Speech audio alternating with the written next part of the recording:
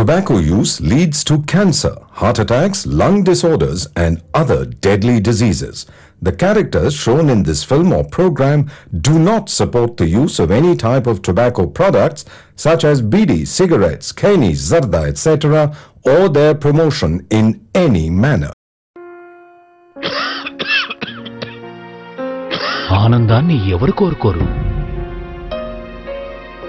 కానీ ఎంత మూల్యానికి? ధూమపానం భారీ మూల్యాన్ని కోరుతుంది. ధూమపానం మీకు హానికరం.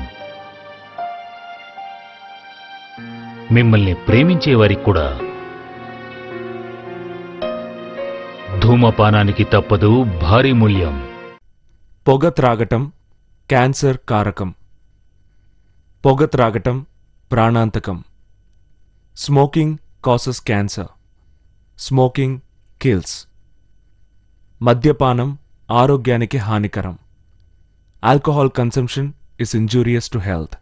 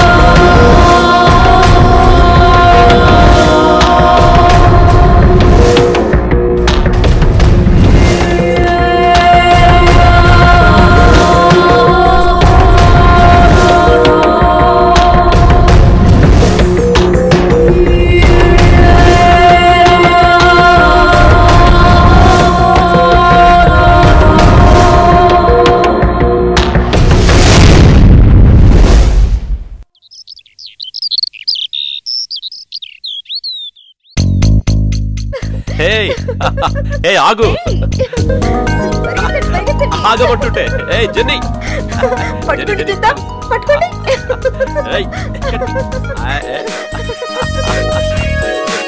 జెన్నీ,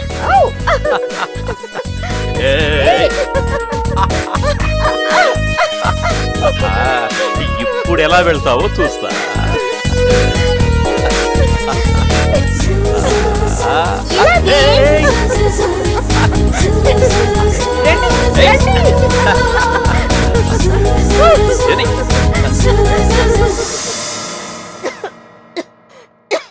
నువ్వెందుకురా స్ట్రెయిన్ తీసుకుంటావు? ఏదైనా కావాలంటే నన్ను అడగొచ్చుగా. ఇది వేసుకో.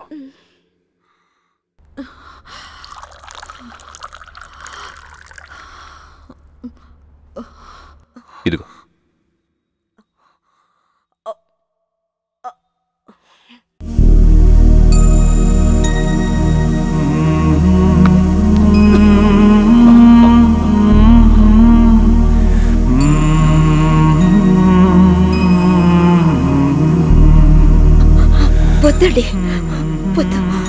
జెన్నీ, ఇందులో శ్రమే ఉంది. భార్యకు బాగోకపోతే భర్త, భర్తకు బాగోలేకపోతే భార్య చూసుకోవాల్సిందే కదా. అదే కదా దాంపత్యం అంటే. ఒకవేళ నా ఆరోగ్యం బాగోలేకపోతే నువ్వు చూసుకునేదానివి కదా. ఏమండి, నేను ఒకటి చెప్తాను, మీరు కోపం తెచ్చుకోరు కదా? మీరు ఆఫీస్కి వెళ్లకుండా మేనేజర్ని నమ్మి ఉండడం నాకు కొంచెం కూడా ఇష్టం లేదండి. ఆఫీస్ పనుల్ని అతని మీద పెట్టడం అంత మంచిది కాదండి. మన వ్యాపారం మనమే చూసుకోవాలి. అలా అయితే నిన్నెవరు చూసుకుంటారు?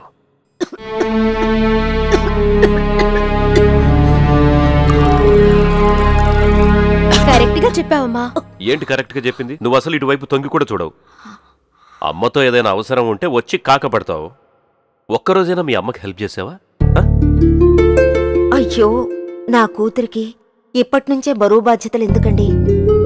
నేనెవరికీ భారంగా ఉండడం నాకిష్టం లేదు. వెళ్ళండి, ఎవరి పనులు వాళ్ళు చూసుకోండి. వెళ్ళండి. ఓకేమ్మా, బాయ్ డాడీ. వెళ్ళండి, మీరు ఆఫీస్కి బయలుదేరండి. సరేమ్మా, నువ్వు రెస్ట్ తీసుకో.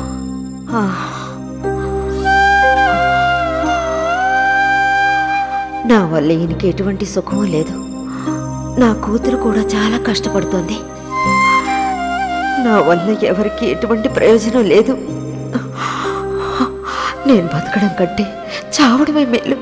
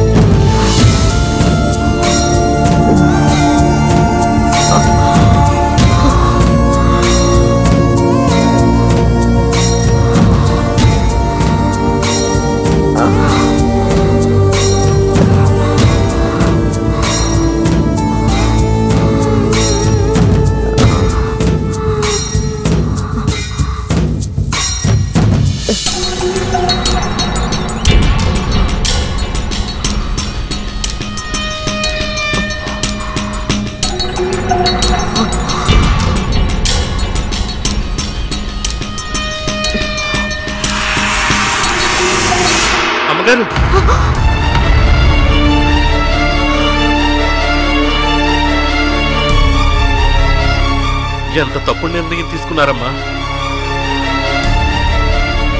ఏమై, ఎందుకు ఇలా చేసావు జెట్టి? నా వల్ల మీరు పడే బాధలు నేను తట్టుకోలేకపోతున్నానండి. నువ్వు చనిపోతే అన్నీ సర్దుకుంటాయనుకున్నావా? నువ్వు పోతే మేమిద్దరం ఏమైపోవాలి? నీతో పాటే మేమిద్దరం కూడా చచ్చిపోతాం. సరే, ఇప్పటి నుంచి నీకెటువంటి ప్రాబ్లము రాకుండా నేను చూసుకుంటాను. నీకోసమే ఒక కేర్ టేకర్ని పెట్టుకుందాం, ఓకేనా? Correct daddy. అప్పుడే మీరు ఫ్రీగా మీ బిజినెస్ ని చూసుకోగలరు. సరేనండి. సరే, త్వరలోనే అరేంజ్ చేస్తాను. చాలా థ్యాంక్స్ రవి. అంత మాట అనకండి అయ్యగారు. హలో రామ్. చెప్పండి సార్. నేను నీకు ఇంతకు ముందే చెప్పాను కదా, నా వైఫ్ని చూసుకోవడానికి ఒక కేర్ టేకర్ కావాలని. అలాగే ఏర్పాటు చేస్తాను. జీతం ఎంత ఇవ్వగలరు సార్? జీతం గురించి ఏమీ ఆలోచించకండి. నాకు నా భార్య ముఖ్యం. ఆవిడ్ని జాగ్రత్తగా చూసుకుంటే నాకు అంతే చాలు. విషయంలో మీరేం కంగారు పడాల్సిన అవసరం లేదు. వీలైతే రేపే పంపించు. అలాగే సార్, తప్పకుండా రేపు మార్నింగ్ పంపిస్తాను. Okay Ram, thank you.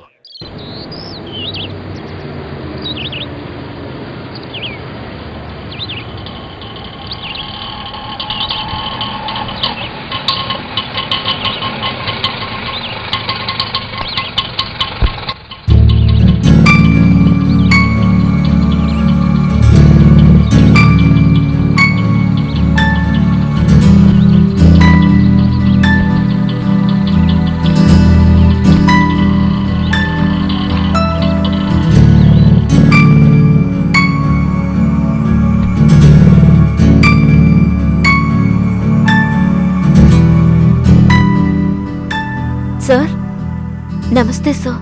Yes, come in. Hello sir, నా పేరు ఆశ. రాముగారి ఏజెన్సీ నుంచి వస్తున్నాను. కేర్ టేకర్ కావాలని అడిగారట కదా? ఎస్, అవునవును. అందుకే వచ్చాను. మీరేనా? రండి రండి. Come.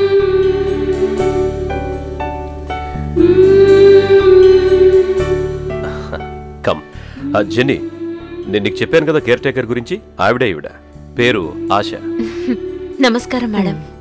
Asha, Jennifer my wife. Jenny, Asha దుబాయ్లో ఓ పెద్ద హాస్పిటల్లో వర్క్ చేసి వచ్చింది. నిన్ను బాగా చూసుకుంటుంది. ఆశ, జెన్నీకి వంశపారంపర్యంగా ఎన్ని వ్యాధులున్నాయో అన్నీ ఈవిడికి సంక్రమించాయి. నా దగ్గర ఎంత డబ్బున్నా ఈ రోగాల బారి నుంచి వీడిని కాపాడలేకపోయాను. ఇంకో విషయం, ఇంతవరకు తనను చూసుకోవడానికి ఏ నర్సును పెట్టుకోలేదు. ఎందుకంటే డబ్బు కోసం పనిచేసేవాళ్లు ప్రేమగా చూసుకోరన్నది నా భయం. సార్, నేనటువంటి దాన్ని కాదు. నువ్వు అలాంటి దానివి కాదని రాము చెప్పాడు. నీ కుటుంబం మీదున్న ప్రేమతో దుబాయ్లో ఉద్యోగం వదిలేసి ఇక్కడికొచ్చావని చెప్పాను. అదే ప్రేమను తన మీద కూడా చూపించు. ఈమె అవసరాలు గమనించి నడుచుకుంటావని ఇవన్నీ చెప్తున్నా. తప్పకుండా సార్. ఓకే జెన్నీ, నేను ఆఫీస్కి వెళ్తున్నా. సరే, చూసుకో ఆశ. Okay sir.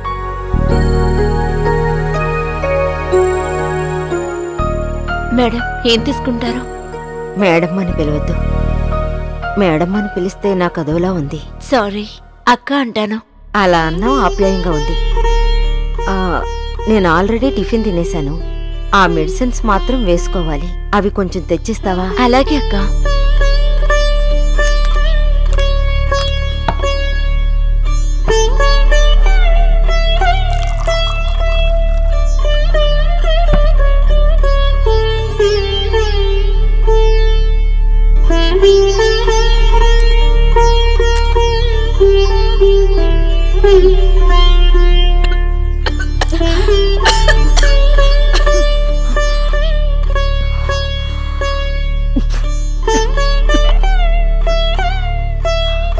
ఆశ, ఆ చైర్ ఇలా దగ్గరకు వేసుకుని కూర్చో.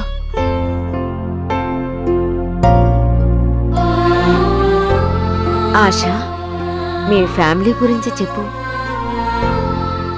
ఇష్టం లేకపోతే చెప్పొద్దు. అయ్యో, అటువంటిదేం లేదక్కా. నేనే ఇంటికి పెద్దదాన్ని. నాకు 3 చెల్లెళ్ళున్నారు. నాన్న కూలి పనికి వెళ్తారు. ఆయన సంపాదించేది ఆయన తాగుడికే సరిపోదు. మా అమ్మే కష్టపడి చదివించి ఈ స్థాయికి తీసుకొచ్చింది. నేనే నా 3 చెల్లెళ్ళని చూసుకోవాలి. మాకు ఓకే అమ్మాయి కాలేజీలో చదువుతోంది. ఏ కొరత లేకుండా సాఫీగా సాగుతున్న మా జీవితాల్లో నా ఆరోగ్యం దెబ్బతిన్నందువల్ల అందరి మనశ్శాంతి పోయింది. మాకు పెళ్ళిడుకొచ్చిన ఒక అమ్మాయి ఉండి కూడా మేము చిలక గోరింకల్లా కలిసిమెలిసి ఉండేవాళ్ళం. అది ఇప్పుడు కలలా మిగిలిపోయింది.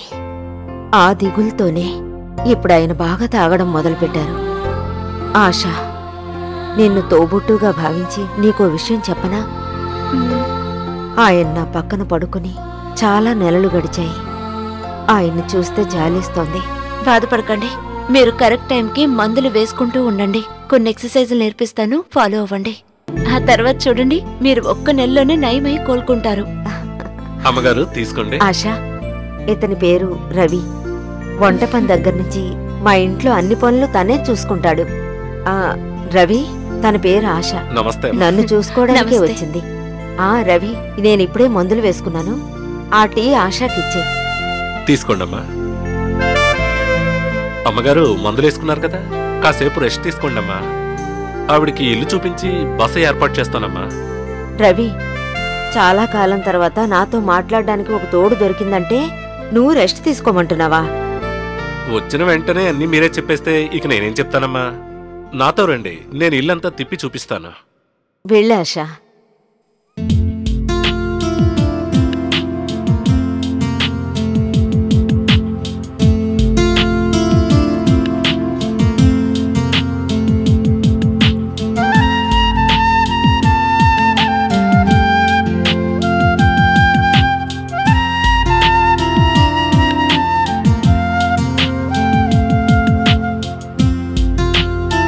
ఇదేనమ్మా అమ్మాయి గారి రూము.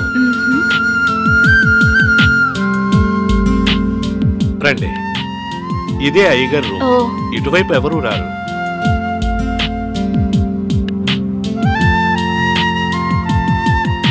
ఇదే మీరుండే రూమ్ అమ్మా, నిన్నే రెడీ చేశాను. రండి అమ్మా వెళ్దాం.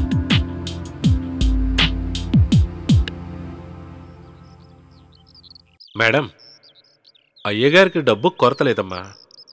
వీళ్ళ బంధువులందరూ ఆస్తిని ఎలా అపహరించాలని చూస్తున్నారమ్మా. అందుకే ఎవరిని దగ్గరికి రానివ్వరు. అయ్యగారికి అమ్మగారికి నేనంటే ప్రాణం. ఈ ఇంట్లో ఎవ్వరూ నన్ను పనివాడిగా చూడరు, సొంత కొడుకులా చూస్తారు. పొన్నూరులో వీళ్ళ ఎస్టేట్ పక్కనే మా ఇల్లు. చిన్న వయసులోనే నన్ను ఇక్కడికి తీసుకొచ్చారు. మేడం, మా ఊరెళ్ళి మా వాళ్ళందరినీ ఎప్పటి నుంచో కలుసుకోవాలనే నా ఆశ. కానీ అమ్మగారిని ఒంటరిగా వదిలి వెళ్ళడానికి మనసు రావడం లేదమ్మా. ఇప్పుడు అమ్మగారిని చూసుకోవడానికి మీరు వచ్చారు కదా, ఒక 4 రోజులు ఊరికి వెళ్ళొద్దాం అనుకుంటున్నానమ్మా. అలాగే, హ్యాపీగా వెళ్ళండి. అంతా నేను చూసుకుంటాను. చాలా సంతోషం అమ్మా. రిజర్వేషన్ దొరికితే రేపే బయలుదేరుతాను.